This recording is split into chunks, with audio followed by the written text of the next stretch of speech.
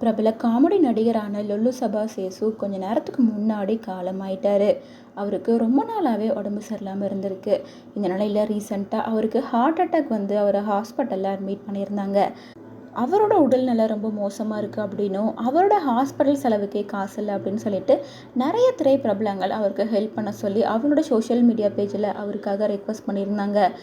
இந்த நிலையில் தொடர்ந்து அவருக்கு நிறைய சிகிச்சைகள் அளிக்கப்பட்டுட்டு தான் இருந்துச்சு. இருந்தாலும் அவருக்கு இப்போது 60 வயசு ஆயிடுச்சு. அப்படிங்கிறனால சிகிச்சை பலனின்றி அவர் இறந்து போயிட்டாரு. இந்த விஷயம் திரையுலகத்தில் இருக்க எல்லாத்துக்குமே மிகப்பெரிய சோகத்தை ஏற்படுத்தியிருக்கு அப்படின்னு தான் சொல்லணும்.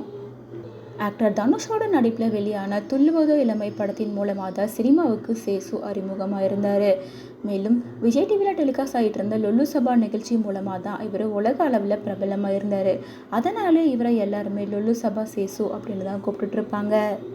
இந்த நிலையில் இவரோட மறைவு ரசிகர்கள் மத்தியில் மிகப்பெரிய வருத்தத்தை ஏற்படுத்தியிருக்கு.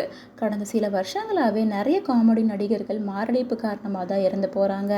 அந்த வகையில் விவேக் சார் அண்ட் மயில்சாமி உள்ளிட்ட பல நடிகர்கள் இந்த மாதிரி மாரடைப்பு காரணமாக இறந்து போகிறனால சேசு அவர்கள் ஹாஸ்பிட்டலில் ட்ரீட்மெண்ட் எடுத்துகிட்டு இருக்கும்போதே அவருக்காக பல ரசிகர்கள் அவங்களோட பிரார்த்தனையை வச்சுட்டு தான் இருந்தாங்க.